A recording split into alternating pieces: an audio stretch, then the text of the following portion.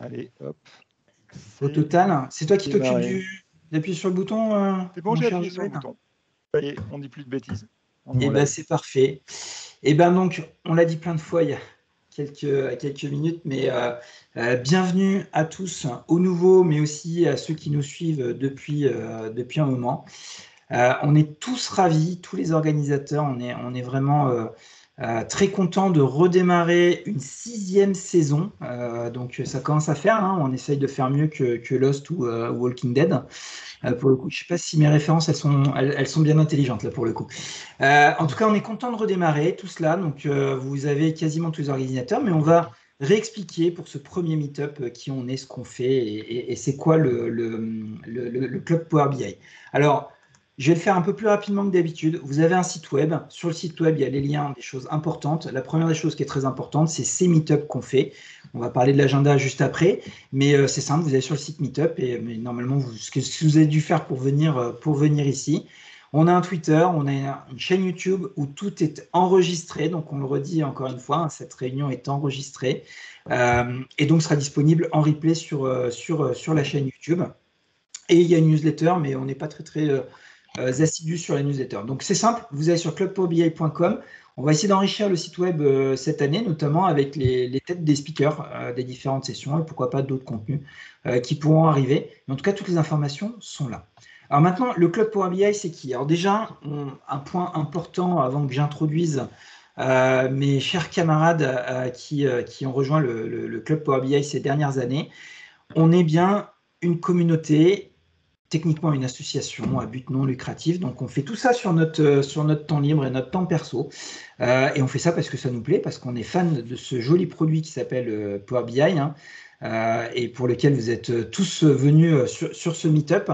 Donc maintenant, je vais pouvoir présenter les personnes qui sont là. Si vous voulez dire un petit mot assez rapide, parce qu'on a plein de choses à vous présenter après. Donc moi, je me présente, je m'appelle Jean-Pierre. Et j'ai fondé le club avec Tristan, et je te passe la main, Tristan, si tu veux dire un petit mot. Et on s'occupe de la ville de Paris, puisque c'est là où on a démarré. Tristan, tu veux dire un mot? Bonjour à tous, effectivement, cofondateur du club avec Jean-Pierre début 2017. Je pense que si on savait 4 ans après qu'on en serait là, on aurait signé direct de voir qu'il y a autant de membres, autant de meet-up, autant d'organisateurs. Donc on est très content et ravis de vous retrouver pour une nouvelle saison du club Power BI. Merci Tristan. Tous les autres, n'hésitez pas, si vous levez la main, enfin je parle des autres organisateurs, si vous voulez dire un petit mot, peut-être éventuellement déjà passer celles qui sont les villes déjà existantes. Alors vous dites, mais pourquoi on fait des villes? On est sur Teams, on est censé être online. Quand on a démarré, hein, c'était que des meet-up. On était en live sur YouTube, mais c'était bien des meet-up présents. Et l'un des objectifs, c'est de développer les communautés locales. C'est pour ça qu'on parle toujours par ville. Et donc, la plus ancienne, c'est Lille qui a démarré. Guillaume, tu avais démarré. Tu en as combien de saisons, toi? T'en as combien de saisons? Vous, effectivement, on a démarré juste en 2018 de mémoire, fin 2018. Et maintenant, j'ai été rejoint avec Julie qui m'épaule sur les clubs. C'est toujours bien d'être deux. Donc voilà, ravi de reprendre cette saison 6 en pleine forme. Bienvenue, Julie. Ensuite, je crois que c'est Aix qui a démarré ou Nantes peut-être. Alors Nantes, on a Dimitri, je ne sais pas si tu es là. Un petit nouveau Dimitri qui va s'occuper. Si je te vois, Dimitri. Donc bienvenue Dimitri dans l'équipe des organisateurs du Club Power BI. Tu as la lourde tâche de faire une belle continuité. On a eu des très beaux meet-up à Nantes. Donc bienvenue en tout cas. Merci beaucoup. Je n'ai pas ma caméra, donc je ne vais pas pouvoir accéder. Pas de souci, pas de souci. Good. Aix, Joël, tu veux dire un petit mot? C'est ça, Aix-Marseille. Donc, on a démarré juste après Lille. Ça fait quelques années déjà. J'ai démarré solo et puis ensuite j'ai été rejoint par Franck. Je pense qu'on doit démarrer la 4e année, ou 3e, je sais plus. Ça fait. Ça fait un bail. Lyon, je crois que c'est l'une des dernières à avoir démarré. Non, il y a Strasbourg l'année dernière. Non, donc il y a Lyon d'abord et après il y a Strasbourg. Marie, tu veux nous dire un petit mot? Rapidement, c'est Thomas qui avait démarré. Je l'ai rejoint là. Je crois que ça va être le tout début de la 3e année, ou 2e ou 3e à Lyon. Donc toujours un plaisir. 3e, il me semble. 3e. Merci les Lyonnais. Je ne sais pas si Philippe et David sont là, mais on a Strasbourg qui a démarré, qui a fait un super meet-up en physique avec des caméras, de l'OBS, etc. C'était bien sympa. Ben voilà, David qui rejoint l'équipe, qui rejoint Philippe à Strasbourg. Enchanté, bienvenue David. Oui, bonsoir, merci Jean-Pierre. Oui, effectivement, j'ai rejoint Philippe récemment. Donc Philippe était à l'origine du club Power BI sur Strasbourg et donc moi j'ai rejoint il y a quelques mois. Merci, enchanté. T'en prie. Et enfin, on avait fait un faux départ pour une nouvelle ville qui était Bordeaux.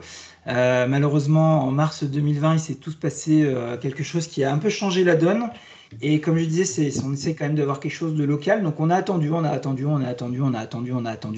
Mais bon, ils ont pu taper l'incruste sur quelques meet-up sur la saison dernière. Bienvenue à l'équipe de Bordeaux. Je ne sais pas si l'un de vous trois veut dire un petit coucou. En tout cas, Gaël, Yas et Christophe. Oui, un petit bonjour à tous. Effectivement, on est vraiment très heureux d'avoir rejoint cette année le club enfin. Donc voilà, on se retrouvera pour nous, pour Yas et Christophe et moi-même sur Bordeaux très bientôt. Merci à vous. Super. Et breaking news, parce qu'on n'avait pas parlé, bon, normalement, vous avez déjà, dans les communautés data, tout le monde connaît Isabelle. Arnaud aussi en tant que speaker d'ailleurs, pour le coup, sur des événements data. Mais ça y est, si tu te lances Isabelle, tu vas ouvrir finalement... On annexe la Belgique, en tout cas la Belgique francophone. Ben oui, voilà. Donc, ça faisait quand même un petit moment que l'idée nous tournait en tête. Et puis, on a décidé de se lancer. Et donc, on va joindre Bruxelles en tant que francophone pour le club Power BI avec Arnaud. Et on a hâte de démarrer ça. Voilà. Super. On a pris le temps de présenter tout le monde cette année. Donc, vous voyez, on a une belle équipe. Il y a vraiment du monde. Donc, quand on prépare tout ça, là, on se retrouve tous, c'est la rentrée. Mais quand il y a de la préparation, il y a un petit peu d'organisation. Mais on fait ça pour vous. On essaie de bien s'organiser pour que vous ayez du bon contenu. Parce que finalement, si on doit juste résumer le club Power BI, finalement, c'est du partage de la communauté autour d'un produit qu'on aime bien. Notre fer de lance, c'est les meet-up. Évidemment, tout a démarré avec ça et c'est l'élément principal. Et donc, en fait, sans plus attendre, on voulait vous annoncer le planning de la rentrée. Donc, en effet, on a essayé de trouver toutes les bonnes dates, les bons sujets qui vont bien. Je ne vais pas rentrer dans le détail et présenter chacun des meet-up, mais ce qui est intéressant de noter, c'est que vous pouvez remarquer qu'il y a pas mal de Rex. On va essayer de faire pas mal de Rex sur cette nouvelle année. Il n'y a pas toute l'année, hein. Là, il n'y a que jusqu'à Noël, pour le coup. Donc, pas mal de Rex, on va essayer de trouver. Et d'ailleurs, un petit message pour vous qui nous écoutez, si vous avez un truc à partager, c'est une communauté, hein. Vous avez juste à lever la main. En tout cas, contacter l'un des organisateurs, votre ville préférée ou n'importe qui. Et on sera ravis que vous puissiez partager votre expertise. Donc, il y a des Rex. Quelques guests, d'ailleurs. Alors, je n'avais pas prévenu, mais on n'a pas seulement Peter Myers qui va venir speaker, mais on a carrément aussi Chris Webb qui vont nous faire un duo. Alors, bien sûr, ils parlent de Power BI. Ils ne vont pas faire un duo artistique, hein, pour le coup. Mais on a quelques guests sympas qui vont arriver d'ici Noël. Et puis des dossiers, pas mal de dossiers, parce qu'on sait que c'est ce que vous aimez. Vous aimez qu'on parle de DAX, vous aimez qu'on parle de DataVis, vous aimez qu'on parle de sujets. D'ailleurs, des fois, vous ne les aimez pas, mais on va quand même vous en parler, par exemple, de modélisation, un sujet très important. Donc, voilà un peu ce qui va arriver sur ce début de saison. Vous voyez, c'est assez intensif, puisque là, il y en a 10, mais c'est pas tout. Hop, le petit 11e. Hop. Le retour du meet-up de Noël qui aura lieu, là on n'annonce pas la date tout de suite, mais aux alentours de Noël, on refera ce qu'on a fait l'année dernière, un petit meet-up de Noël, un petit peu surprise avec nos deux animateurs préférés, Marie et Thomas, et puis on essaiera de vous préparer des surprises. Donc vous voyez un agenda très intense quand même pour ce début d'année, mais l'objectif c'est d'aller jusque juin, jusqu'à notre gros événement qui est le Power Saturday, pour le coup. Je suis overtime, hein, c'est ça que tu es en train de me dire. Voilà, j'ai pas appuyé pour pas te couper, mais attention. Ouais, c'est vrai que tu étais le timekeeper. On va vite arriver à votre sujet, au sujet qui nous intéresse, les nouveautés, avec les nouveautés communautaires et ensuite les nouveautés Power BI. Mais en fait, on voulait vous dire que cette année, on va tenter un nouveau format, le Club Power BI, l'émission. En fait, d'ailleurs, je pense que pour résoudre le problème des meet-ups qui durent trop longtemps, il suffit de ne pas m'inviter. Je pense que ça ira un peu plus vite. Mais on sait très bien que des fois, on part dans plein de sujets. Alors, le débat n'est pas de savoir si c'est intéressant ou pas intéressant. Mais on a des choses qui sont très longues et des fois, c'est compliqué d'indexer ou de récupérer les éléments sur YouTube. Donc, on va essayer de s'améliorer là-dessus, de faire du chapitrage. Et notamment, il y a un chapitre qu'on a à tous nos meet-up et qu'on va sortir des meet-up locaux. C'est les nouveautés. Et donc là, pour le coup, on va avoir une petite émission qui sera mensuelle, à date fixe, on peut l'annoncer, ça sera tous les derniers jeudis du mois, pour le coup, qui se concentrera sur les nouveautés du mois, pour le coup, avec un format court, un format un peu interview, échange sur les nouveautés, mini-démo, etc. Ce qui va simplifier les meet-up qui pourront se concentrer sur des rex ou sur des dossiers, histoire de simplifier la lecture de nos contenus. Donc voilà ce nouveau format. Stay tuned, comme on dit. Donc évidemment, il n'y en aura pas en septembre, mais dès fin octobre, on aura cette petite émission qui va prendre, on l'espère, qui vous intéressera et que vous pourrez regarder en live ou en replay, bien évidemment. On fait évidemment ça pour le replay. Les news communautaires, je te passe la main, Guillaume. Il y a quelques news communautaires, 2 petites news communautaires. On est parti. Allez, 2 petites news communautaires. Le prochain événement qui aura lieu en 2021 sur la région de Lille, que j'aurai l'honneur de co-animer et de co-organiser, le Port 365, autour toujours pareil de cet esprit Power BI, Power Platform, avec les communautés AMS et les clubs Power BI qui nous accompagnent. On tente un truc un peu particulier, c'est la reprise, c'est la rentrée, donc on va le faire en double format, présentiel et distanciel. On va voir si tout ça va le faire, mais a priori, ça devrait être bon. Donc, inscription sur le lien qui était sur le slide d'avant. Et effectivement, j'en profite aussi pour mettre en avant les membres du club Power BI qui nous ont fait l'honneur de venir speaker sur cet événement. Je parle de notre communauté bruxelloise d'Arnaud qui est connectée à ce moment, donc merci déjà. Et puis Julie qui viendra aussi nous faire une petite présentation sur cet événement. Et on aura l'honneur d'accueillir Martin Tiffen de chez Microsoft qui nous présentera le programme MVP. Voilà, pour cette partie-là.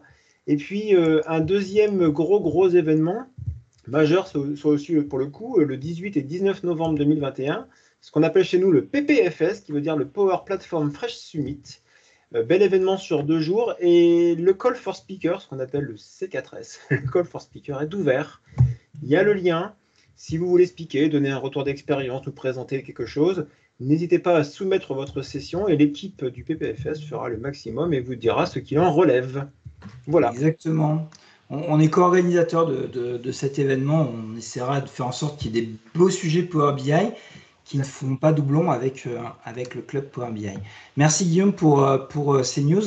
Je rebondis juste sur une chose que tu as dite, parce que peut-être que certains d'entre vous se posent la question, je ne l'ai pas vu dans le chat, présentiel ou pas présentiel, on a démarré en présentiel. On a tous envie, tous les orgas, on a tous envie de vite revenir au présentiel. Maintenant, vous savez que ce n'est pas si simple, étant donné qu'on est une association, on a des choses à respecter, il ne suffit pas juste de le dire pour que ça marche. Donc on doit en discuter et on espère pouvoir vous annoncer un retour au présentiel. Voilà, en 2022 sûr, ça je pense, je croise les doigts, et peut-être avant, voilà, on doit y réfléchir. Donc aujourd'hui on n'a pas la réponse, aujourd'hui on reste online, mais dès qu'on peut, on réembraye sur du présentiel.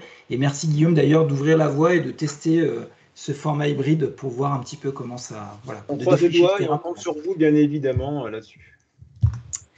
Allez, vous êtes venus parce que vous ne connaissiez pas le Power BI, on en a parlé, on s'est présenté. Maintenant, on va dans le vif du sujet. Ce pourquoi vous êtes là, c'est de parler de Power BI, de parler du produit. Et donc aujourd'hui, on a un sujet qui s'appelle les nouveautés de l'été qu'on avait déjà fait l'année dernière. C'est que finalement, on ne s'est pas vu depuis quasiment juin. Le dernier meet-up était peut-être fin juin. Je ne sais plus quelle ville c'était, si c'était Marseille ou Lille ou Strasbourg. Donc il s'est passé plein de choses cet été parce que l'équipe de Microsoft ne baisse pas de rythme et continue à sortir des versions de Power BI. L'idée c'était de faire un petit meet-up tranquille de rentrée. On parlait de ces nouveautés, alors on dit tranquille, mais vous allez voir qu'il y a déjà un bel agenda. Et juste avant de démarrer avec les nouveautés, donc cette année, les nouveautés ne sont pas présentées. L'année dernière, c'était moi et Tristan parce que c'était un meet-up parisien. Là, vous voyez que c'est un meet-up hors série. Et donc, on a tous les organisateurs de toutes les villes qui vont chacun présenter leurs nouveautés phares de l'été. Donc voilà comment ça va se passer aujourd'hui. Mais juste avant de démarrer et de rendre la main à qui c'est qui démarre, j'ai mes petites notes. C'est Tristan. Mais juste avant, l'idée, c'était de vous rappeler quand même que Power BI, il y a des nouveautés tous les mois, le produit s'enrichit tous les mois, mais mine de rien, Microsoft ne prend personne de court, puisqu'ils éditent une roadmap qui vous donne la vision sur, là, si on regarde, on est sur la Wave 2 2021. Hop, je vous montre un petit peu à quoi ça ressemble. Donc, vous allez sur le site de la roadmap et donc vous avez soit un joli PDF, là, celui que j'ai mis, soit tout simplement, en fait, vous allez dans Power BI et vous allez voir dans Power BI Pro, Quick Create on Microsoft Dataverse, donc, peu importe les éléments, je laisserai mes chers collègues organisateurs présenter leurs nouveautés, mais en fait, vous pouvez voir ça. Et ce qui est assez intéressant, c'est que si vous êtes assidu et on essaye de l'être pour vous, c'est que des fois, il y a des informations quand on va lire un petit peu entre les lignes. Et si en plus, on recroise ça avec des infos qu'on peut voir sur Twitter, de gens de chez Microsoft ou de gens très proches de chez Microsoft, des MVP ou des gens qui sont dans les réseaux advisors, des fois, en fait, on arrive même à deviner un peu à quoi ça pourrait ressembler ou comment pourrait être ça. Alors, c'est de la spéculation, puisque des fois, on se trompe, pour le coup. Mais sachez que, voilà, à partir de la roadmap, les bonnes personnes à suivre sur Twitter, éventuellement et évidemment être assidu au Club Power BI, en fait, vous pouvez lire un petit peu entre les lignes et aller au-delà de simplement attendre que la fonctionnalité elle sorte et qu'elle soit présentée par quelqu'un de Microsoft ou quelqu'un du Club Power BI. C'était juste la petite introduction et on va commencer. Donc Tristan. Jean-Pierre, petite règle du jeu, je rappelle, on est équipé de notre copain Buzz. On a un timing, je n'hésiterai pas à appuyer sur le bouton pour info. Ça fait ça. Donc si c'est trop long, on coupe. Voilà. Mais par contre, si c'est trop long à cause de questions, à la rigueur, on veut bien avoir une petite minute en plus. Donc, il y a le chat, c'est vrai qu'on ne l'a pas dit, il y a le chat pour les questions. Donc, en fait, on démarre. Donc, on ne l'a pas fait par ancienneté, mais c'est quand même tombé sur toi, Tristan. Non pas que tu sois le plus vieux d'entre nous, mais tu es l'un des plus anciens organisateurs du Club Power BI. De toute façon, on ne peut pas faire plus ancien, puisque tu étais là dès le premier jour. Tu voulais nous parler des nouveautés autour d'Excel. Alors, Excel, c'est pas Power BI, mais je crois qu'il y a des liens et que tu veux nous présenter tout ça, ou en tout cas nous en parler. Effectivement, bonjour à tous. Alors, je vais tout de suite vous partager mon écran et je vais vous parler d'une nouveauté particulièrement intéressante autour d'Excel, puisque, alors, comme vous le savez, dans Power BI, on construit non pas seulement des data visualisations, mais également des modèles de données. Vous voyez mon écran là ou pas? Ouais, c'est bon? Très bien, parfait. Ouais. Donc, on construit des modèles de données, on va pouvoir notamment lier des tables entre elles. Et le but, c'est que vous puissiez permettre à d'autres utilisateurs dans l'entreprise d'exploiter ces modèles de données pour pouvoir faire leur propre analyse, soit depuis Power BI, soit depuis Excel, soit même depuis des outils tiers comme Qlik, Tableau, SAS, R, Python, si vous êtes sur Power BI Premium. Et donc, on peut notamment attaquer ces modèles de données pour faire de la self-service BI dans Excel. L'avantage, c'est qu'on est connecté sur un modèle de données qui est centralisé, sécurisé, managé, rafraîchi. Donc ça, on peut le faire depuis quasiment le début de Power BI. Il y a un connecteur dans Excel, on appelle ça parfois le Analyze in Excel, qui permet en fait de se connecter à ce fameux modèle de données et exploiter en self-service un tableau croisé dynamique Excel connecté en live à ce jeu de données Power BI. Donc ça, ce n'est pas nouveau. Par contre, ce qui est nouveau depuis quelques mois, c'est qu'on a la possibilité en fait d'exploiter ces tableaux croisés dynamiques Excel directement depuis une interface web. Donc là, je suis sur le portail Power BI Service, je suis connecté avec mon compte Power BI. Et là, j'ai un fichier Excel qui est connecté en live à mon modèle de données. En l'occurrence, ce modèle, c'est une analyse des trajets de taxi à New York. J'avais fait une démo l'an dernier où je montrais les agrégations, les modèles composites sur plus de 300 millions de lignes. Et donc, je vais pouvoir, en self-service, dans Excel, analyser en quelques secondes. Alors, par exemple, là, je vais filtrer par mois et année. Donc, la première fois que je fais la requête, il me met un petit message. Et voilà, donc en self-service, je requête un modèle de données Power BI directement dans un Excel online dynamique sur une interface web. Donc ça, c'est quand même plutôt intéressant. Donc là, je suis sur le portail Power BI. Je peux aussi le faire carrément sur du vrai Excel online séparé, sur une fenêtre dédiée à Excel online. Donc, c'est super intéressant. Là, je fais la même requête. Donc, il va me slicer par mois, année, par Boro, par exemple. Voilà. Et là, en une demi-seconde, j'ai accès, je scanne 320 millions de lignes. Enfin, c'est un peu plus compliqué que ça, puisque j'ai mis en place des agrégations qui permettent justement d'avoir cette réactivité, mais peu importe. Et donc, j'ai accès à cette information-là à travers un jeu de données qui est centralisé et que je peux requêter dans Excel. Le dernier point, c'est que je peux même le faire depuis Teams, si je veux, parce que je vous rappelle que vous pouvez encapsuler ou utiliser Power BI directement dans Teams, le portail Power BI. Donc là, j'ai mon portail Power BI. Je retrouve mon espace de travail. Et puis, j'ai mon petit fichier Excel ici qui comporte un tableau croisé dynamique connecté en live à ce même modèle de données. Et pareil, je vais pouvoir faire du slice and dice et croiser ma donnée dans tous les sens. Donc là, c'est un peu Inception.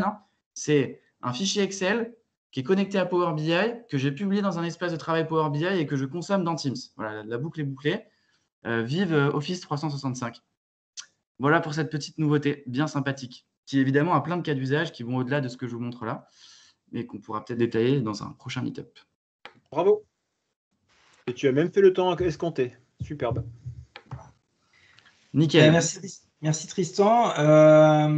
Ensuite, Marie, tu voulais nous présenter une petite nouveauté. Alors, tu en as plusieurs à nous présenter. Tu reviendras en fin de meet-up avec quelques surprises. Une belle nouveauté, même. Mais on va démarrer tranquillement avec un peu de modélisation, un peu de DAX. Allez, je te laisse la main.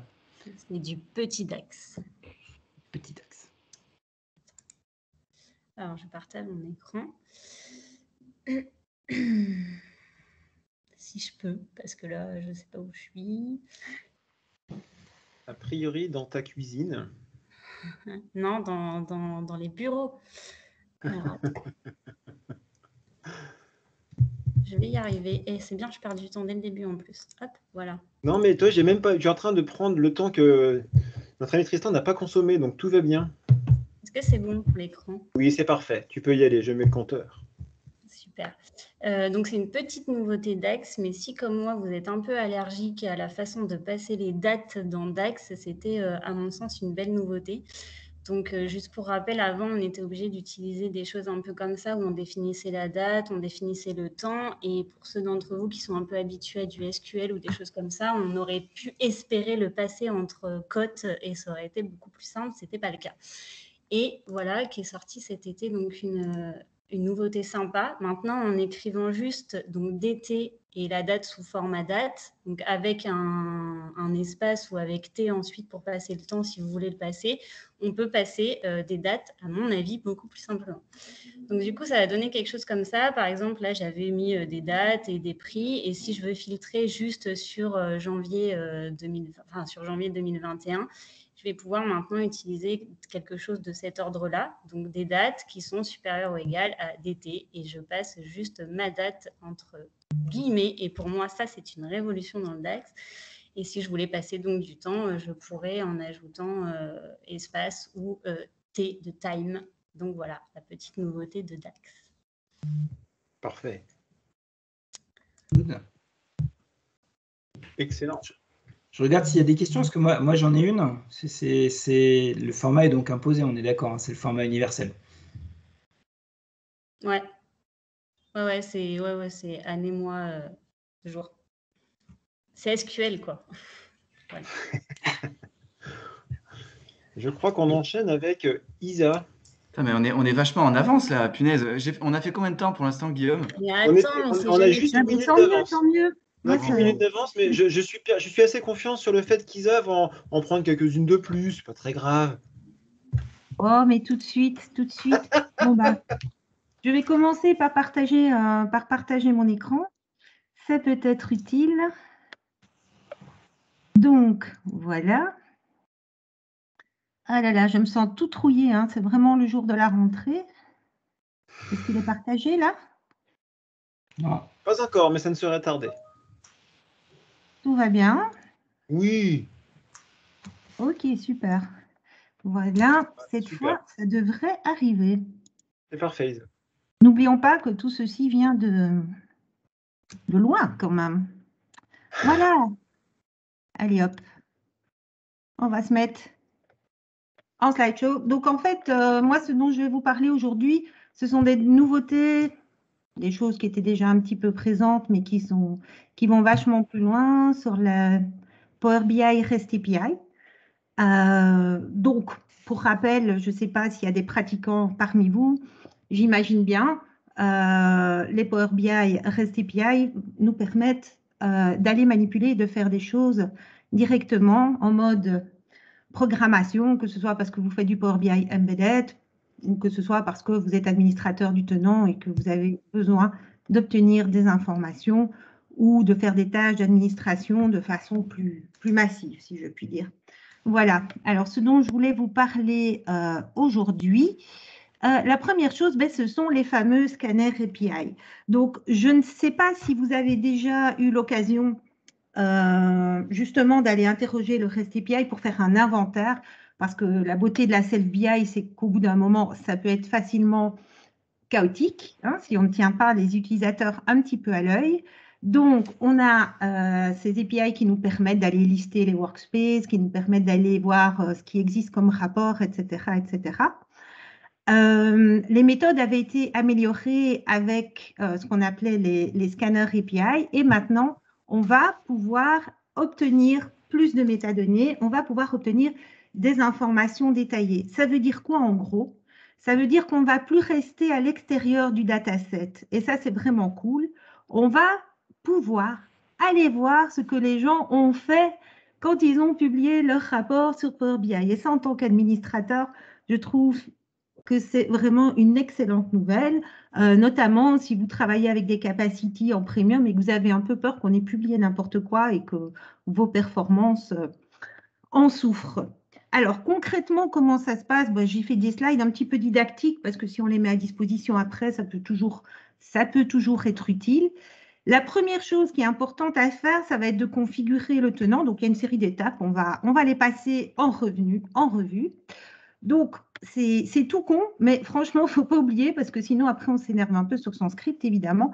Première chose à faire, c'est qu'on va dire, eh bien, je souhaiterais configurer le tenant pour pouvoir obtenir les métadonnées avec tous leurs détails.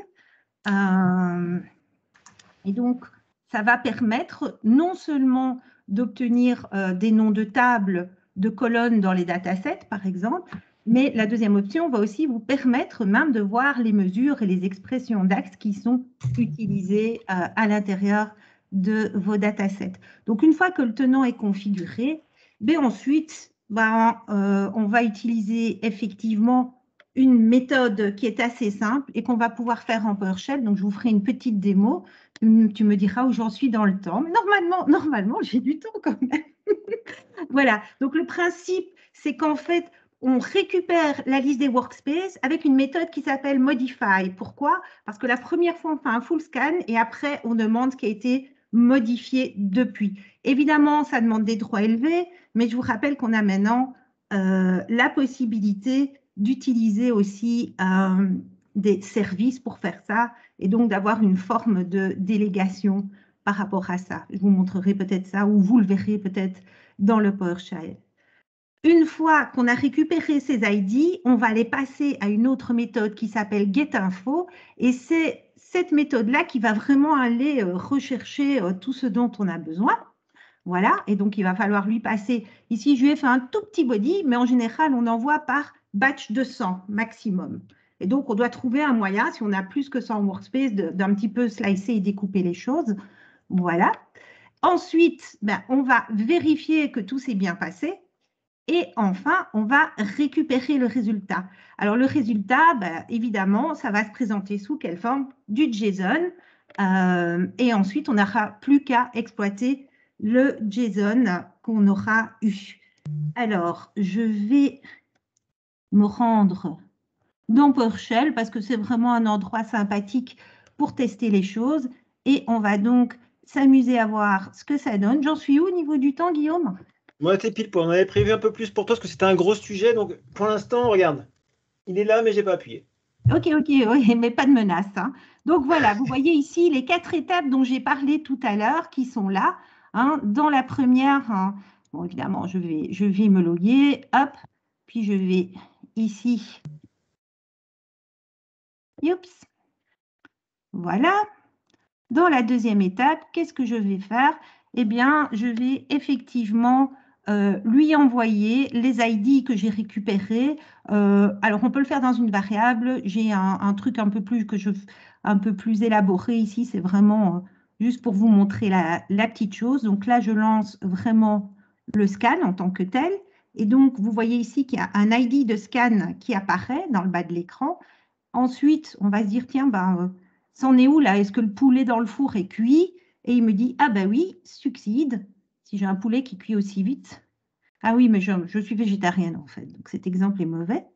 Et ensuite, je vais lui demander de m'envoyer le résultat. Et le résultat, il va aller me le mettre dans un fichier JSON ici. Voilà. Hop, donc du coup ici, à l'écran, je ne vois rien, mais ça va me donner la possibilité, bien évidemment, parce que c'est là que ça devient amusant, intéressant ou tout ce qu'on veut, ça va me donner la possibilité de récupérer le JSON dans quoi? Dans un rapport Power BI, évidemment. C'est le serpent qui se mord la queue ou Inception, comme disait plus élégamment notre ami Tristan. Donc, nos métadonnées, on les récupère ici dans un JSON et puis ensuite, on va aller récupérer des informations. Et dans les informations qui nous intéressent, évidemment, ça va être les datasets. Alors, je vous fais grâce des diverses étapes qui sont là. Je vais juste vous montrer un petit sneak preview. Ça va au niveau du temps? Oui, faut conclure à un moment. On va conclure. OK. Mais donc, en fait, simplement, ce que je voudrais vous montrer, c'est qu'effectivement, on peut tout à fait récupérer, par exemple, des mesures et les expressions qui sont derrière, ici, hop. Voilà, mais je n'avais pas 10 minutes, je suis déjà au-delà de 10 minutes. Je peux récupérer les colonnes, je peux récupérer des tas de choses. Voilà, alors, il y a un petit script qui est super bien fait, que vous pourrez récupérer, qui vous fait tout le bazar, tout le tenant, qui vous slice le truc et tout. Vous demandez, je vous donnerai le lien, il n'y a pas de souci, ça marche super bien. Je ne vais pas le passer. Voilà, voilà. Et donc, effectivement, après, on pourra s'amuser à faire des beaux tableaux comme ça, et c'est chouette comme administrateur. Je ai mis aussi toute une série de liens pour vous plonger là-dedans avec bonheur et délectation, mais n'oubliez pas, savoir, c'est avoir le pouvoir. Donc, avec ça, vous allez pouvoir contrôler complètement votre tenant Power BI. Pour moi, c'est quelque chose de super excitant, et surtout pour générer de la doc. L'autre petite chose dont j'avais envie de parler, mais je vais vraiment la montrer vite, comme ça, juste avec les slides, parce que sinon, je vais me faire buzzer, et personne n'a envie de ça, c'est que maintenant, on a aussi la possibilité de faire des query DAX via API, et ça, c'est juste énorme. Vous allez dire, oui, mais je pouvais déjà le faire avec les XML endpoints, hein, donc les points d'accès au dataset, sauf que ça demandait premium, tandis qu'ici, on peut attaquer l'API, on n'a pas besoin de client, de librairie cliente, on n'a pas besoin de se connecter à un XML endpoint, et donc, du coup, on n'a pas besoin d'être premium. Et ça, c'est cool. Après, il va falloir travailler un petit peu quand même pour les obtenir. Donc, il faut configurer votre tenant quand même avec les XML endpoints, même si ça ne passe pas par là. Et il faut que les gens aient le build sur le dataset. Et après ça, c'est la méthode. Dans Dataset, il y a une méthode Execute Query qui va nous permettre de récupérer les informations et qui fonctionne. Donc ici aussi, je vous ai mis un petit exemple. Microsoft est en train de nous sortir plein de choses, mais en gros, cette nouvelle, elle est énorme parce que c'est la liberté. Si vous voulez créer autre chose, un nouveau Power BI Desktop, voilà, hein, sky is the limit, pourquoi pas, lancez-vous. Il y a quand même des limitations, mais ce sont des limitations actuelles. Voilà. Alors, Bravo Isabelle. Franchement, juste Isa, j'avais une question. Tu as mis que la limite, c'est 100 000. T'es sûr? C'est pas 1000? Écoute, ça me paraît énorme, non, parce que ça me paraît énorme, 100 000. Écoute, ouais. Oui, j'imagine bien que ça te paraît énorme, mais vu que je suis quelqu'un de très paresseux, j'ai fait un copier-coller du site de Microsoft. Ok, à vérifier. C'est pour ça que c'est en anglais. À vérifier cette histoire de 100 000 parce que... je pense que c'est probablement limité actuellement à 1000. Ça pourrait être possible, effectivement, parce que je sais qu'il y a des limitations qui vont sauter. Je ne les ai plus en tête. Et pour le coup, il n'y aurait pas une différence entre Premium et Shared Capacity? Oh, ça, ils vont sûrement nous faire le coup, quoi. Ça, c'est sûr. Alors, je vais peut-être juste vous montrer quand même. Vite fait, je vole un petit peu de temps. Voilà, ici, il y a le résultat qui est tout pourri. C'est évidemment du JSON. Et évidemment, après, on manipule son JSON comme on veut et on est parti et on s'amuse comme des fous. Voilà, donc 2 nouveautés qui sont vraiment à suivre et à intégrer parce qu'elles vont vous donner beaucoup de pouvoir. Voilà, voilà. Les 2 nouveautés, la première nouveauté, Isabelle, j'en profite pour dire qu'elle fera l'objet du meet-up prochain en novembre sur l'île qui sera dédié au scanner API. Donc voilà, on en fera 1h30 si vous voulez voir ce qu'on peut faire d'un point de vue métier d'ailleurs et pas que technique et un petit peu des deux d'ailleurs. Voilà, merci beaucoup, c'est top. Et donc juste derrière Isa, eh bien Gaëlle, À moins qu'il y ait des questions particulières, non, a priori. On va rester dans les API. Il y avait une petite chose chose que tu avais noté, toi, Gaël, dans les API qui te plaisait bien. Ce que j'avais noté, moi en fait, j'ai voulu challenger Guillaume qui avait annoncé pas longtemps après la sortie de la nouveauté qu'il avait déjà documenté. Et j'ai eu cette grande idée de vouloir faire pareil, sauf que moi, j'ai pas eu l'intelligence de faire ce qu'Isabelle a montré. C'est-à-dire que je me suis lancée dans un connecteur langage M pour appeler ça. Et effectivement, j'ai dû retrousser un peu les manches, sans parler du parti refresh. La particularité, c'est qu'en fait, on ne peut pas refresh ça simplement. Il faut quand même les déclarer au niveau de la passerelle et faire semblant de s'authentifier pour rafraîchir. J'ai mis beaucoup de temps. Voilà. Mais ça fonctionne. Ça fonctionne. Après, très honnêtement, aujourd'hui, bon, Power BI Helper fait très bien le job si les gens, voilà. Au niveau de la capacité premium sur laquelle je bosse aujourd'hui, c'est vrai que c'est plutôt sympa. Donc voilà. Mais à tester, vraiment. Good. Parfait. Parfait. Tu veux rester, tu veux garder le lead, Gaël, et nous parler aussi des nouveautés, parce que tu viens de citer un connecteur, hein, donc c'est aussi quelque chose qui est mis à jour quasiment tous les mois. Il y a plein de nouveautés sur les connecteurs, mais tu voulais toi en parler d'un ou deux en particulier que tu utilises. Et donc, il y a eu des nouveautés, et qu'est-ce qui te plaît bien dans ces nouveautés? Exactement. Donc moi, je ne vais pas vous montrer grand-chose au niveau du connecteur. Vous voyez mon écran? Oui. C'est bon? Ok. Donc moi, en fait, je voulais vous présenter le connecteur Dataflow. Donc là, effectivement, je suis connectée simplement sur une table, voilà, avec ce fameux connecteur Dataflow. Pardon, Dataflow Snowflake, excusez-moi, décidément. Où est-ce qu'on le trouve, ce connecteur? C'est au niveau, quand ça va bien vouloir, effectivement, le fameux lag de... Ouais. En fait, c'est long à charger parce qu'il y en a de plus en plus des connecteurs. Exactement. Voilà, le connecteur Snow, il se trouve ici.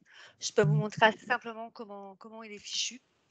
Je ne vais pas vous ouvrir d'ailleurs côté query parce qu'il y a mes connexions. Voilà, mais assez simplement, il est comme ça, ce connecteur. Il vous demande de rentrer donc votre serveur, votre warehouse sur lequel vous allez, vous prenez vos ressources, le rôle sur lequel vous êtes. Alors voilà, si vous avez un rôle spécifique pour accéder à vos tables, c'est bien de le renseigner. Et surtout, le côté top, c'est effectivement aller mettre vos timings pour les délais d'expiration parce que Snow, ça peut assez vite consommer, surtout si vous êtes du premium. Alors, n'hésitez pas à remplir, j'ai envie de dire, ces petites cases. Et surtout, la nouveauté du moment, c'est qu'on peut maintenant renseigner l'instruction SQL. Donc, moi, de mon côté, j'ai fait un select pour récupérer donc, mes users. Voilà, donc ça c'est la nouveauté du moment. Avant, il fallait passer par le connecteur ODBC, donc qui était installé sur votre ordinateur, ce fameux driver qu'il fallait installer pour pouvoir faire votre requête. Maintenant, plus besoin. Voilà, le connecteur natif le permet.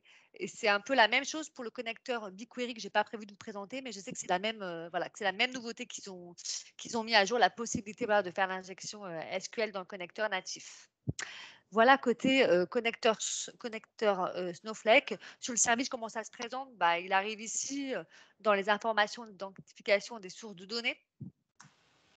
Vous pouvez donc vous identifier ici en venant cocher effectivement les modifications d'identification. Voilà, moi je prends organizational. Et ici, vous avez une petite doc associée qui est pas mal, qui permet de vous dire ici que si vous cochez cette petite case, ça permet à vos utilisateurs finaux de venir se connecter à votre dataset, par exemple, voilà, qui contient ces infos Snow en mode SSO à cette source. Donc voilà pour la partie connecteur Snow. Ce que je voulais vous présenter ensuite, c'est effectivement la possibilité de la dernière nouveauté. Donc, c'était celle-ci qui était apparue, il me semble, au mois d'août, a priori le 6 août. La possibilité maintenant de voir côté service apparaître le refresh XMLA. Alors, ce que j'ai proposé de faire, c'est de me connecter avec SSMS pour aller visualiser donc, cette source user Snow. Donc, je montre ici, juste pour petit rappel, la connexion, le mode de connexion que j'avais fait. Tout simplement, ici, j'avais rentré le nom du serveur, un type de connexion analysis services et effectivement mes identifiants associés. Je ne vais pas retenter là pour éviter pareil le lag de l'interface. Donc, une fois que c'est fait, vous avez donc la possibilité depuis SSMS de lancer un refresh. Donc, moi, ce que j'ai testé, c'est effectivement ici, quand ça va vouloir. Le petit clic droit, vous pouvez faire Process Table et donc, on vous offre la possibilité d'aller chercher quelques options dont Process Data, donc pour aller rafraîchir vos données. Si j'avais eu plusieurs tables ici, effectivement, j'aurais pu aussi aller cocher la table qui m'intéresse et donc faire OK. Si je fais OK, le process va se lancer de rafraîchissement. Sinon, vous pouvez essayer d'aller chercher le script en cliquant ici sur script. Et qu'est-ce que ça va faire? Ça va vous amener ici sur l'interface le script XML associé, voilà, qui est ici. Donc moi, ce que je propose, c'est ce que j'ai fait tout à l'heure. J'ai bien testé, ça fonctionnait très bien. Effectivement, c'est le rafraîchissement comme ceci qui est censé m'annoncer le succès de la manip. On va attendre que ça successe. C'est l'effet des mots, Gaël. Non, mais il y a Ça pas va de bouger avant. Je pense que Thomas avait une remarque ou une question, mais c'était, je pense, sur les connecteurs. Oui, c'était sur le connecteur Snowflake pendant que tu en parlais. Il y avait de grosses problématiques de performance jusque-là sur le connecteur de base. Et justement, pour contourner, il fallait passer par l'ODBC qui n'était pas folichon non plus, mais c'était mieux. Ça en est où, ça, au niveau des perfs? Parce que c'était assez décevant pour le coup.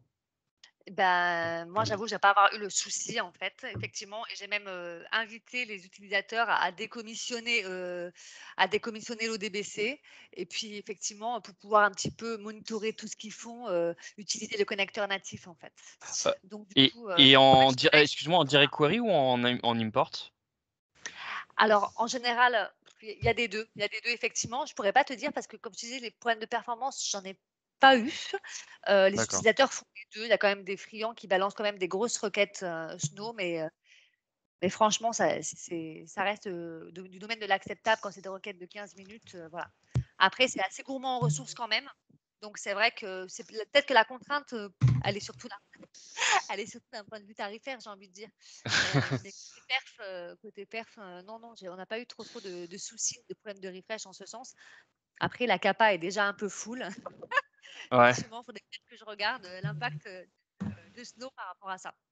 Non, mais au-delà du coup, mais enfin, effectivement, bon, le coup, c'est encore autre chose. On va pas rentrer sur ce débat-là parce que ça va être compliqué sur du process.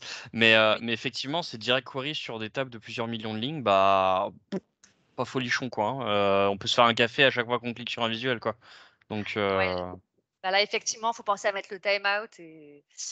En parlant de timeout, je voudrais pas appuyer sur mon timeout à moi. Allez, Est-ce avant qu'on de me faire un peut deuxième. passer à autre... Merci beaucoup encore pour cette présentation et on peut débattre sur le chat de tout ça si vous le souhaitez. Exactement. Juste pour Voilà, finir, on va passer à un truc très attendu. Pardon, Gaël, excuse-moi. Pardon, tiens, voilà. Donc le point XML, il est bien ici noté. Voilà. On les voit bien apparaître, il n'y a pas de souci. Si vous voulez également le voir, vous pouvez aussi vous connecter avec Tabular Editor depuis votre Power BI et aller voir au niveau de la partition, vous verrez vos dates de rafraîchissement, c'est aussi une possibilité. Et vous retrouverez également la possibilité de rafraîchir du coup en XMLA avec un script généré depuis Tabular Editor qui a tout à fait la même tête que ce que l'on trouve, côté SSMS si on regarde la tête du script. Voilà. Merci beaucoup pour cette présentation. On va passer à une thématique que tout le monde attend, c'est la vise après. La vise. Et pendant que David nous partage son écran, si vous avez rien compris à Tabular Editor, DAX, SSMS, etc., ben, je vous invite à regarder les précédents donc en replay sur la chaîne YouTube. Je vais essayer de vous mettre des liens puisqu'on a fait un numéro spécial outillage autour de Power BI. Il y a eu beaucoup de méthodes qui ont traité ces sujets-là. Exactement. Très bien, merci. Voilà, donc je vous fais une petite présentation sur les small multiples, ou en français, les petits multiples, qui sont maintenant en version finale. Alors, c'est vrai, ce n'est pas tout à fait une nouveauté, dans le sens où, effectivement, ça existait déjà avant. C'était en pré-version, en fait, depuis décembre 2020, et ça a été activé par défaut depuis mai 2021. Maintenant, depuis juillet, donc c'est en version finale, c'est enfin fini. Et c'est disponible sur les visuels suivants, essentiellement les graphiques à barres, colonnes, lignes, aires et zones. Donc, vous avez pas mal de choix de visuels quand même pour créer vos petits multiples.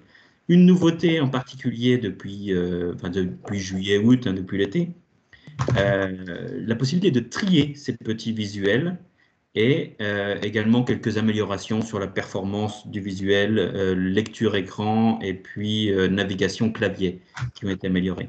Alors, je vais faire une petite démo rapide. Ici, donc, on a un visuel de type histogramme qui représente donc la somme des ventes par nom de mois, par mois. Et donc, imaginons qu'on veut, créer d'autres visuels qu'on puisse comparer par région. Donc ici, au niveau des propriétés de notre visuel, on a les small multiples qui sont disponibles, dans lequel on peut glisser un champ, une catégorie, ou là, ici en l'occurrence, une région, qui va nous permettre de scinder notre visuel en petits multiples, en multiples de ce visuel par région. Alors, on peut améliorer la visibilité de ce visuel, puisque là, ici, en l'occurrence, on n'a que 3 régions et que l'organisation du visuel n'est pas top. Donc, on va aller dans Grid Layout et on va changer le nombre de lignes. On va réduire à 1 ligne et puis on va augmenter le nombre de colonnes à 3. Comme ça, on aura quelque chose d'un peu plus joli.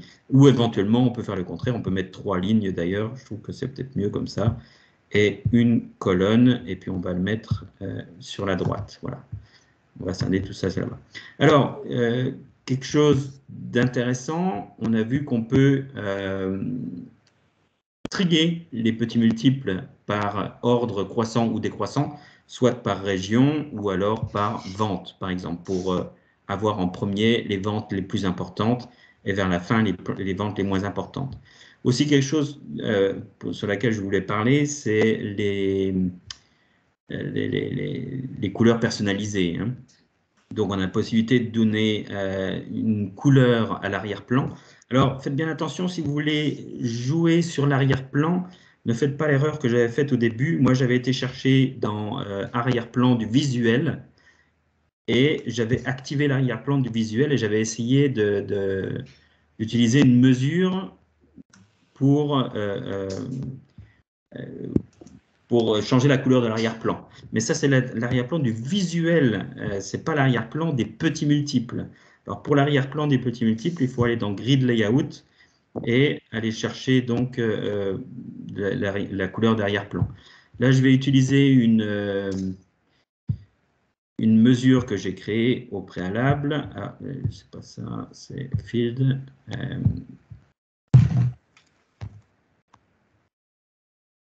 Voilà. Pendant que tu bricoles, juste pour informer qu'on arrive plutôt sur la fin que sur le début. D'accord. Alors, voilà, on a ici l'arrière-plan qui est mis en valeur en fonction de l'importance des ventes. Par exemple, ici, en vert, on a les ventes les plus importantes et en vert et en rouge, les ventes les moins importantes. Voilà. Quelque chose d'autre que je voulais montrer rapidement également, lorsqu'on a beaucoup plus de petits visuels, là, ça peut être intéressant de classer les petits multiples donc, par ordre croissant ou décroissant en tout cas de valeur. Ça permet d'avoir ici en première partie visible les petits multiples qui comprennent les valeurs les plus importantes et ensuite cachés, un peu moins importants, mais toujours disponibles pour l'utilisateur lorsqu'il défile vers le bas, les autres ventes, là ici c'est par producteur par exemple, qui sont moins importantes mais encore disponibles. Voilà, ça fait une sorte de top 6 disponible et le reste est un peu caché, toujours disponible mais un peu caché. Voilà pour ma présentation. Merci David, c'est super. Belle présentation, merci beaucoup. Je crois que notre ami Thomas est dans les starting blocks pour nous présenter autre chose d'un point de vue des vises, si je ne m'abuse, Thomas. Bien, on va faire ça, effectivement. Alors, j'essaie de ne pas me tromper d'écran. Hop, oui, c'est bon. Je vais en profiter pour démarrer un petit truc qui va servir pour la surprise. C'est pas ici. Et moi, je démarre aussi mon compteur. C'est parti. Yes, hop, ça je démarre. Alors du coup, moi je vais effectivement vous montrer 2-3 éléments sur la partie DataVis également. Notamment, je ne sais pas si vous aviez si vous aviez déjà été déçu par les éléments que vous pouviez insérer dans une page Power BI. Ça commence à ressembler un petit peu plus à quelque chose. Alors on est encore loin de PowerPoint avec sa multitude de formes, etc. Mais voilà, on commence à faire des trucs un peu plus sympas. Faut savoir que jusque-là, on avait plutôt tendance à insérer des backgrounds figés sur lesquels on préparait un petit peu ces formes ou autres. Là, on commence à avoir des choses à mettre en place et attention, il y a de la personnalisation de folie puisque non seulement ils ont rajouté des formes, mais en plus, ils ont rajouté des paramètres, des configurations à ces formes-là. Par exemple, Alors un truc, je sais pas pourquoi ils ont fait ça, mais pourquoi pas. L'éclat de forme, oui, j'ai laissé en français. Voilà.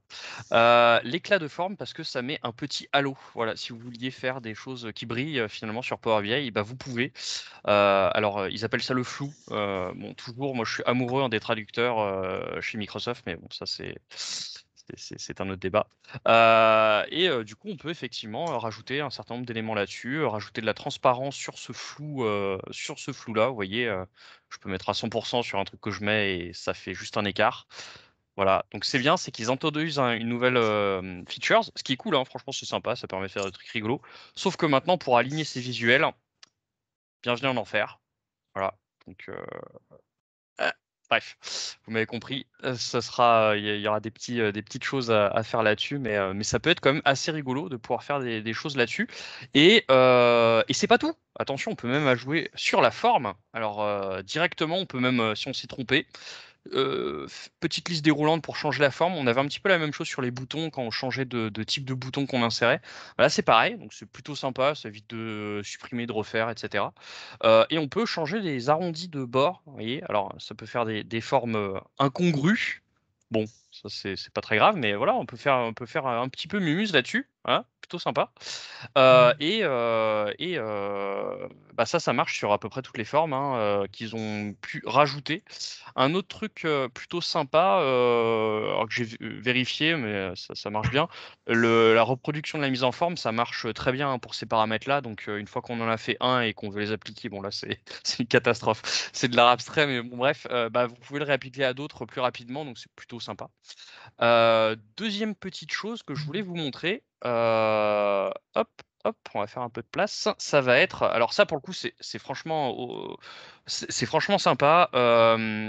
Et ça ouvre la porte à d'autres nouveautés peut-être dans le même genre par la suite sur le côté analytique. Donc c'est pas forcément le bouton le plus utilisé, surtout que dans la moitié des visuels, bah, il n'y a rien. Hein, voilà, je dis la moitié, je suis gentil. Donc c'est l'onglet analytique. Quand on sélectionne un visuel, vous avez donc la liste des champs, les configurations, le formatage et ce fameux volet analytique qui est disponible globalement sur les line charts et quelques autres visuels avec du line chart également. Il y a également sur les scatter points des choses comme ça. Et en fait, le truc, c'est que jusque-là, quand on rajoutait par exemple une ligne constante, bah, on mettait une valeur. Voilà. Et ça, c'était pas cool du tout. Parce que bah, quelque chose de très assez plat, peu de choses qu'on pouvait faire là-dedans. Et maintenant, on peut. Alors, c'était déjà le cas sur d'autres. Je crois que sur les scatter points, on pouvait mettre notamment des lignes de percentile ou des choses. Ah non, on pouvait mettre des colonnes, mais là, on peut mettre des mesures. Et alors, ça, c'est franchement sympa, puisqu'on va pouvoir mettre quelque chose du coup de dynamique. Alors que je sélectionne la bonne, on va pouvoir mettre quelque chose de dynamique qui va vous donner. Alors du coup, je vais afficher l'étiquette histoire de voir quelque chose qui va changer en fonction des sélections. Vous voyez, et ça, c'est quand même franchement sympathique. Ça rajoute de l'analytique sur des visuels, ça rajoute de l'information qui a de la valeur. À partir du moment où vous calculez des indicateurs qui font sens et qui sont bien construits, vous pouvez rajouter vraiment de l'information utile pour vos utilisateurs sur des visuels, et ça, c'est franchement sympa. Voilà. Bravo, pile poil dans le temps à quelques secondes près, c'est formidable. Merci beaucoup pour ces belles nouveautés et j'adore ton poisson bleu. Ouais. Très joli. C'était un poisson. Je crois qu'on enchaîne sur maintenant une autre thématique après avoir fait un tour des vises. On part sur la partie service, s'il n'abuse, Jean-Pierre. Exactement. Et une fonctionnalité que j'aime bien, mais bon, je devrais pas teaser comme ça. Joël, tu vas nous faire une belle petite présentation, quelque chose qui, à mon avis, sera un dossier dans le courant de l'année, je pense. Ouh, ça sent jouer. Ouais, tout à fait. Alors, je partage mon écran et je vais vous parler. Alors, vous savez que j'aime bien, ceux qui me connaissent savent que j'aime bien les data flows. Je vais vous parler d'une nouveauté du mois de juillet qui est arrivée en public preview, qui sont les streaming data flows. Alors, je préfère prévenir tout de suite, les streaming data flows sont aussi différents des data flows qu'un carré est différent d'un rond. Il y a quand même des grandes différences. Ne vous attendez pas à avoir une interface avec du Power Query dedans. Le streaming data flow, ça sert à quoi? Si vous avez déjà fait Mumuse avec des projets IoT dans Azure ou avec des projets dans lesquels vous avez à traiter des flux de streaming, que ce soit des posts sur les réseaux sociaux, que ce soit des logs, que ce soit des remontées de capteurs, vous avez probablement eu à manipuler des services tels que Event Hub, IoT Hub. Et derrière, pour exploiter ces flux de streaming, vous avez eu besoin de travailler avec Azure Stream Analytics, qui vous permet de faire des requêtes en simili SQL et qui vous permet de faire des agrégations sur des fenêtres temporelles.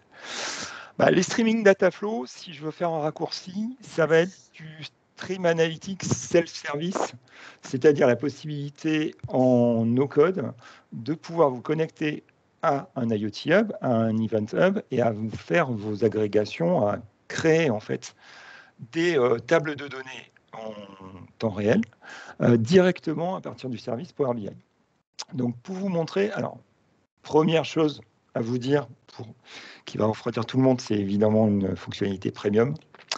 La bonne nouvelle, c'est que c'est également accessible avec du premium par utilisateur. Donc, à quoi ça ressemble un flux de streaming data flow? Ça ressemble à quelque chose comme ceci. C'est un data flow hyper light. Il n'y a pas de code derrière. Vous avez ici 3 menus, à part le menu accueil. Donc, entrée, transformation et sortie. On va commencer par le plus simple. La sortie, pour l'instant, il n'y en a qu'une seule. Aujourd'hui, c'est les tables de sortie qu'on va exploiter. Côté entrée, on a 2 entrées actuellement, mais vont être rajoutées probablement d'ici quelques mois des nouvelles entrées pour pouvoir croiser justement des flux de streaming avec des données de référence qui pourraient être stockées dans un blob storage par exemple. Mais pour l'instant, on a Event Hub et IoT Hub. Et côté transfo, on peut faire ce genre de choses. Donc c'est pour l'instant assez limité, mais ça permet de faire à peu près tout ce que faisait Stream Analytics, c'est-à-dire on peut filtrer des données. Gérer les champs, c'est juste matcher des champs du streaming, du flux, à votre table de sortie ou à votre connecteur. Vous pouvez faire des agrégations, des jointures, des unions. Et vous avez la fameuse transformation group by qui vous permet de jouer avec des fenêtres de temps. Donc, concrètement, c'est du drag and drop pour poser des cases dans un data flow. Quand on est connecté à un Event Hub, on peut détecter automatiquement les champs et avoir une preview des champs qui arrivent. Donc là, j'ai simulé des entrées de péage de véhicules. Donc, on a le flux en entrée pour voir ce que ça donne. Et pour vous montrer un flux qui est un petit peu plus, avec un petit peu plus de choses, ici. Donc le flux que je vais vous montrer en démo. Donc ici, on a un flux un petit peu plus conséquent avec des jointures, des agrégats, etc. Et le fameux group by, le group by, il va vous permettre de faire quoi? Il va vous permettre de faire des agrégations, comme son nom l'indique, mais de les gérer avec des fenêtres de temps. Imaginons que je veuille voir, je veux savoir le nombre de véhicules qui sont passés par période de 5 secondes. Je vais avoir la possibilité de les regrouper par fenêtre de temps avec des intervalles temporels. Ceux qui ont l'habitude d'Azure ont peut-être entendu parler de ceci dans Stream Analytics. Donc des tumbling windows, c'est-à-dire des petites fenêtres de temps de quelques secondes ou plus. Il y a des fenêtres de temps qui sont consécutives, non consécutives. Il y a les hopping windows, etc. Alors Thomas sera ravi de savoir que dans l'interface français des streaming data flow, les fenêtres de temps sont devenues tumbling windows est devenu bascule et hopping windows est devenu la fenêtre de temps saut, bien entendu. Donc voilà, les traducteurs se sont encore régalés là-dessus. Ils font jamais pire que le pliage de requête, de toute façon. Ouais, non, mais je pense qu'ils ont de l'avenir encore sur ce côté-là. Et donc, une fois qu'on a défini son flux, comme vous pouvez le voir ici, on a la possibilité de le démarrer. Donc, il y en a un qui est déjà démarré, parce que je ne voulais pas vous... Parce qu'il y a toujours un petit peu de temps au démarrage et un petit peu de raté au démarrage. Donc, j'ai démarré un flux et donc, j'ai remonté mes données, à la fois mes données agrégées et mes données en temps réel. J'ai programmé mon actualisation à 5 secondes et donc j'ai ma remontée d'informations. Sur les véhicules, j'ai toujours la possibilité, comme un dataset classique, d'appliquer un filtre. Vous voyez que dès que j'applique un filtre, c'est déjà un petit peu moins réactif et ça pêche un peu. Donc, c'est en public preview et voilà, il y a un bel effet démo. Il y a mis un petit délai. Ce que je voulais vous montrer aussi qui peut être intéressant, en dehors du fait que vous pouvez avoir un rapport avec des trucs qui clignotent dans tous les sens, c'est les noms des tables. Donc les tables que j'ai définies sont postfixées streaming data hot. Ce qui veut dire que chaque fois que vous créez une table dans un streaming data flow, vous avez deux tables. J'écoute un truc là. Non, on a besoin de rien. On a acheté du pain à Biocoop. On a besoin de rien. Je désactive le micro. Pardon, Joël, pour cette interruption. Et j'en profite pour te dire que le bouton chauffe. Le bouton chauffe, mais ça tombe bien. Je vais parler des streaming data hot. Donc, pour terminer, en fait, lorsque vous exposez une table, vous avez deux tables qui sont exposées. Lorsqu'on se connecte, il y a deux tables.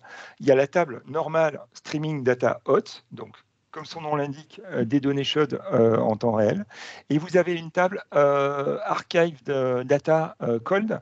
Donc, vous avez, après un certain laps de temps, une table d'archives qui va être alimentée. Donc, vous pouvez vous connecter en direct query sur la table haute et, par exemple, en import, si vous n'avez pas besoin de rafraîchir très régulièrement votre dataset, sur la table cold.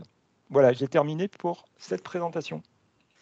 Merci Joël. Je pense que ça mérite un vrai dossier qu'on essaiera d'avoir dans l'année. Peut-être que quand ça sortira en JA, il y a beaucoup de choses à dire sur le streaming, des choses très bien et aussi beaucoup de mises en garde. Merci Joël. Qui qu'on a ensuite? Tristan, tu veux venir nous parler des nouveautés des dataflows, pas des streaming dataflows. Donc, comme d'habitude, l'habilité de Microsoft à mettre le même nom sur 15 produits. Donc les dataflows, sachant que les dataflows existent dans Power BI en plus, évidemment. Pas dans d'autres outils. On ne comprend pas trop ce que tu veux dire, Tristan. Non, alors moi, pour le coup, ça va être très rapide. Je n'ai pas de démo à vous montrer là-dessus. Comme ça, on va pouvoir gagner un peu de temps. Et ça m'arrange parce que je ne vous ai pas préparé de démo, tout simplement. Non, c'est juste pour vous dire à l'oral, mais c'était prévu comme ça, que les dataflows classiques, donc pas les streaming dataflows, mais les dataflows classiques tels que vous les connaissez, que vous les utilisez aujourd'hui dans Power BI, supportent désormais le query folding. Donc le query folding, vous savez, c'est la capacité qu'a le moteur, le Mashup Engine de Power Query à renvoyer une requête côté base de données. Donc ça existait en fait déjà. Un dataflow avait la possibilité de folder, de renvoyer une requête côté base de données s'il était connecté par exemple à du Synapse, pour parler de techno, on va dire Microsoft, ou on va dire plus généralement une base de données relationnelle.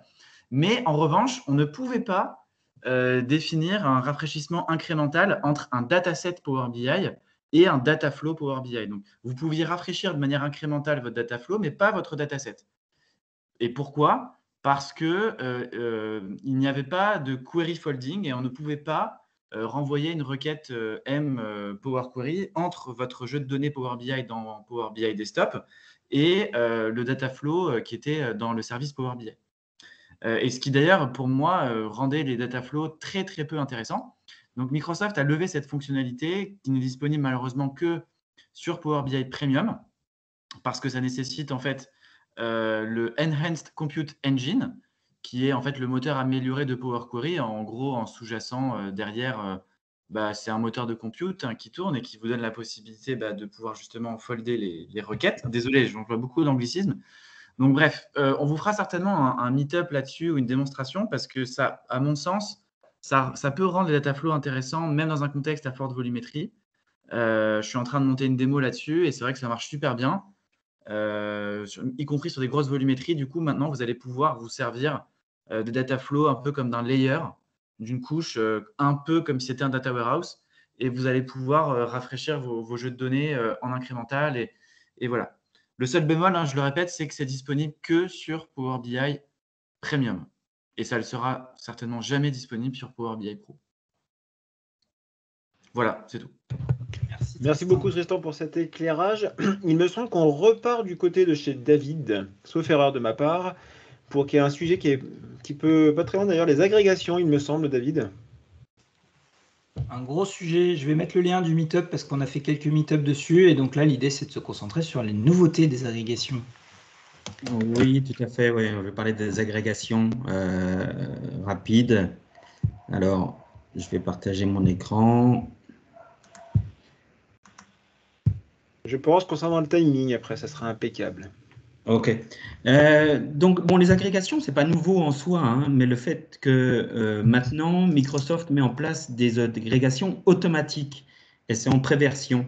Je trouve ça, moi, très intéressant parce que Power BI tend à démocratiser la BI et la rendre beaucoup plus accessible aux gens du métier qui connaissent pas forcément toute la technicité mise en place nécessaire derrière pour construire des agrégations.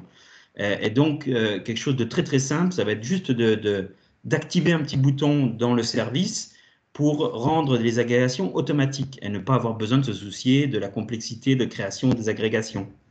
Alors, pour l'instant, c'est en prévu et c'est disponible donc depuis août 2021 en préversion.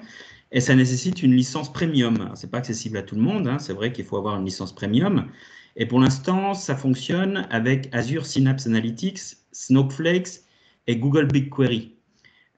Donc, c'est intéressant de noter aussi que ce n'est pas uniquement avec des technologies Microsoft, mais ça s'ouvre à d'autres technologies, voilà, comme Snowflake et également Google BigQuery, où là, on pourra activer dans les propriétés du dataset. Donc, je vais aller...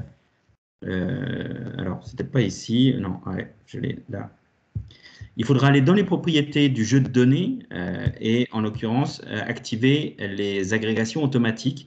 Il y a juste ce petit bouton à activer pour pouvoir bénéficier donc des agrégations automatiques. Alors, je crois que Jean-Pierre a dû partager un lien vers des explications de ce que sont les agrégations.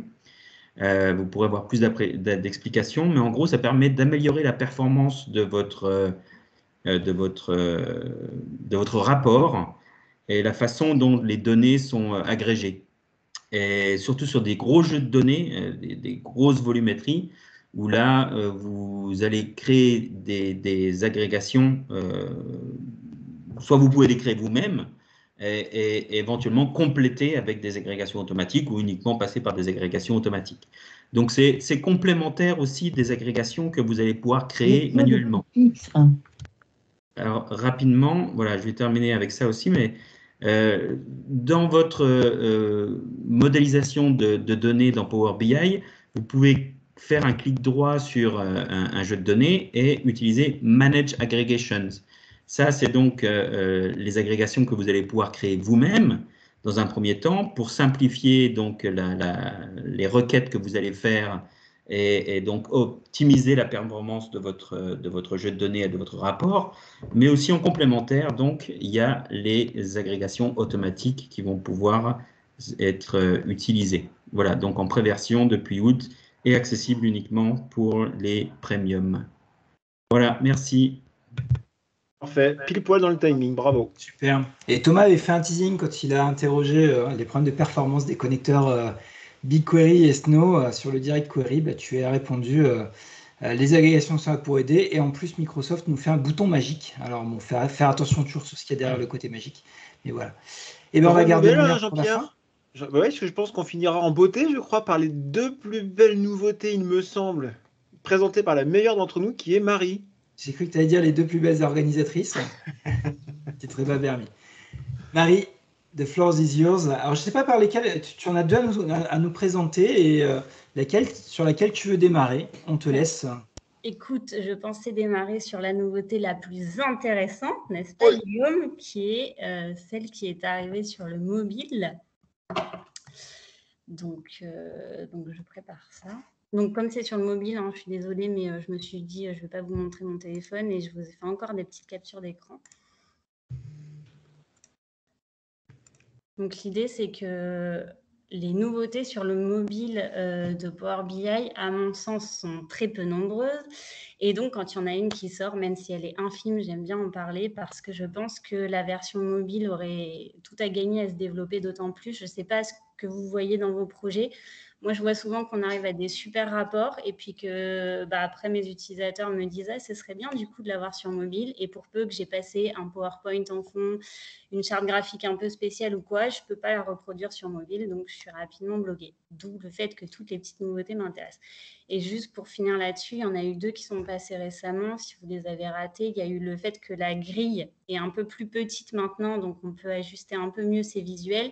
Et il y en a une autre super sympa qui est sortie, c'est qu'on peut les superposer. Donc ça, c'était cool aussi pour garder une cohérence entre le rapport version normale et le rapport version mobile. Et donc, tout ça pour dire que la nouveauté qui est sortie dans l'été, là, c'est un nouveau pied de page pour les filtres. Donc, avant, en gros, on avait ce genre de visuel quand on est sur le mobile.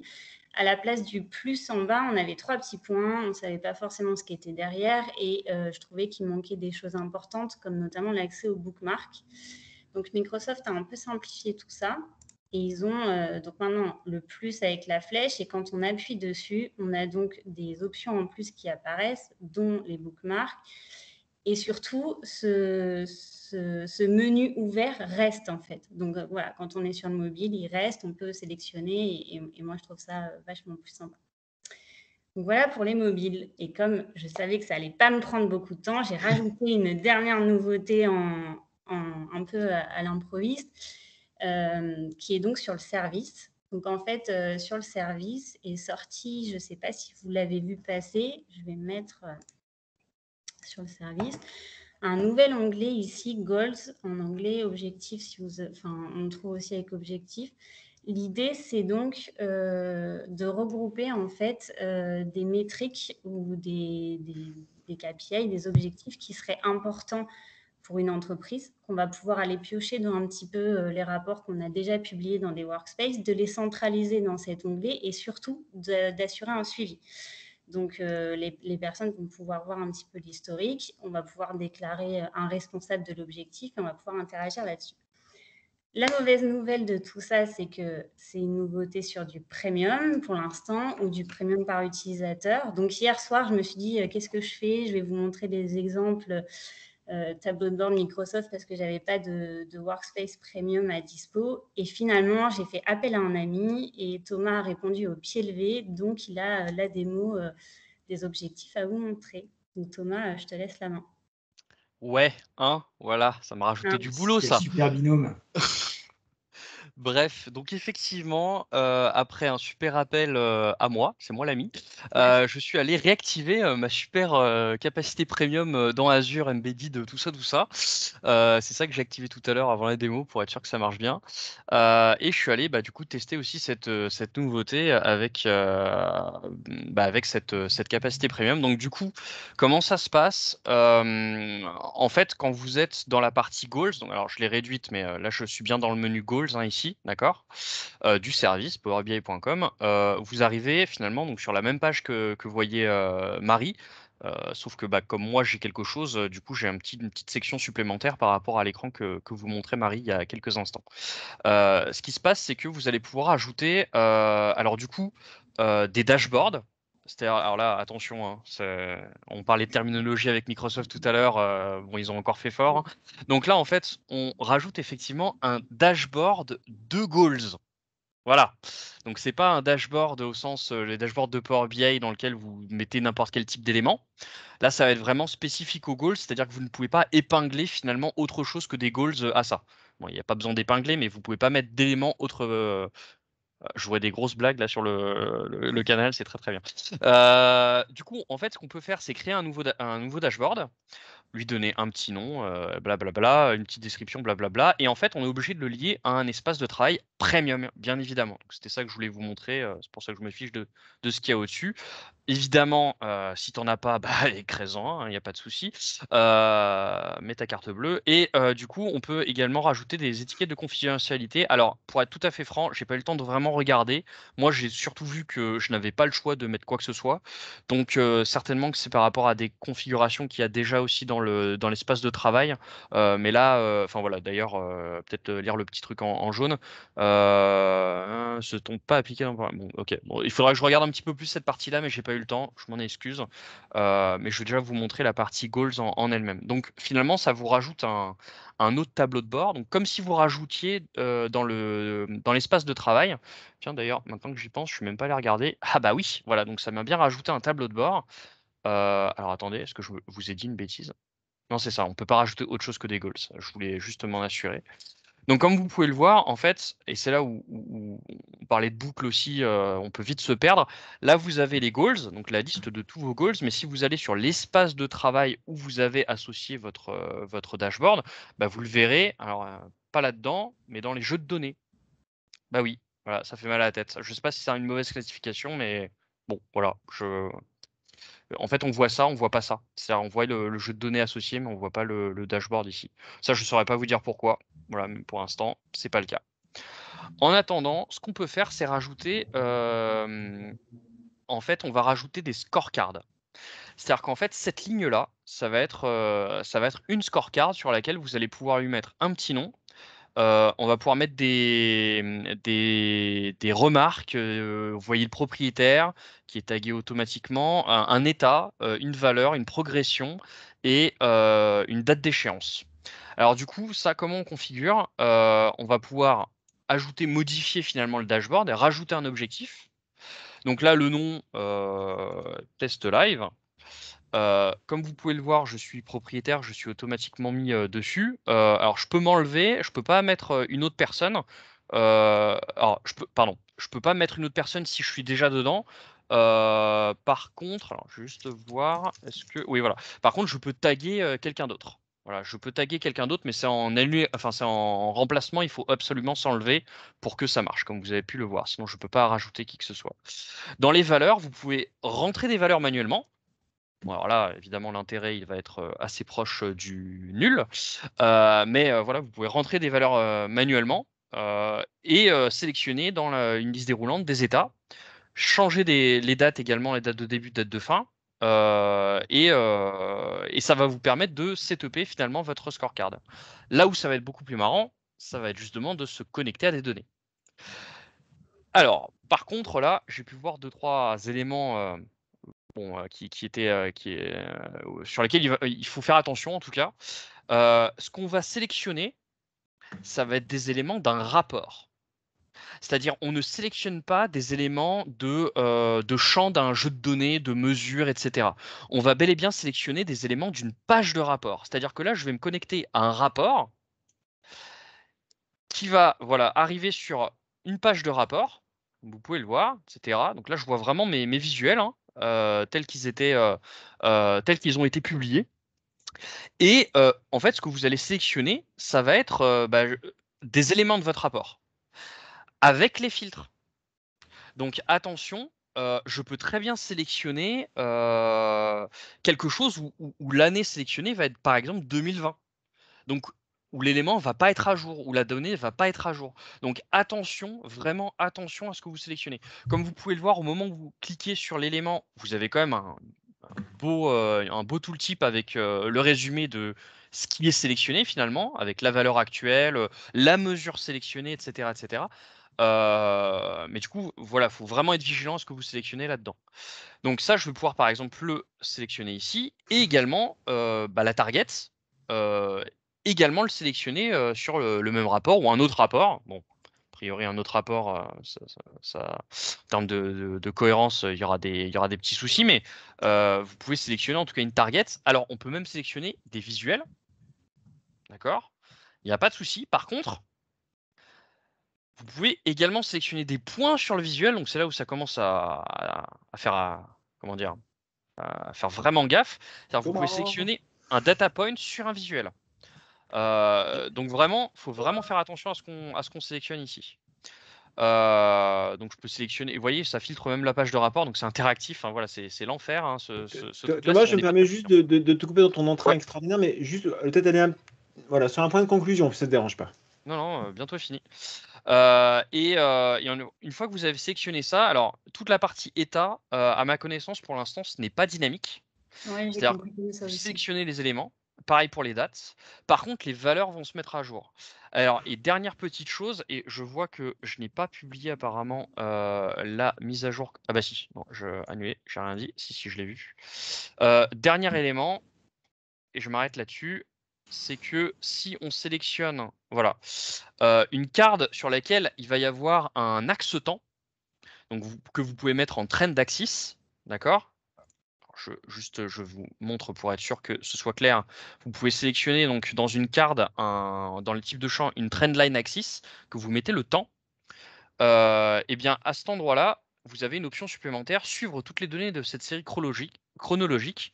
Et donc là, vous allez avoir qui va se mettre à jour la progression au fur et à mesure quand vous avez, voilà, avec l'historique, etc., etc. Sinon, il n'y a pas de progression. Donc attention à ça. Vous voyez, il y a des petites options, il faut vraiment être vigilant. Mais l'avantage, c'est que vous avez finalement donc, la possibilité donc, sur plusieurs rapports différents, d'espaces de travail complètement différents. Hein, je n'ai pas vraiment fait le focus là-dessus, mais vous avez la totalité de vos rapports. Hein. Vous pouvez faire vraiment un dashboard de goals sur de multiples jeux de données, de multiples rapports, et tout avoir au même endroit. Pour avoir un bilan des divers objectifs et un suivi de KPI et c'est précis. Voilà. Bravo pour cette nouveauté rondement menée, j'imagine, Thomas, cette nuit. Super, bravo. Yes, exactement. Il y a 2 heures, quoi. Voilà. Bref. Gros sujet, hein, les goals, c'est pareil.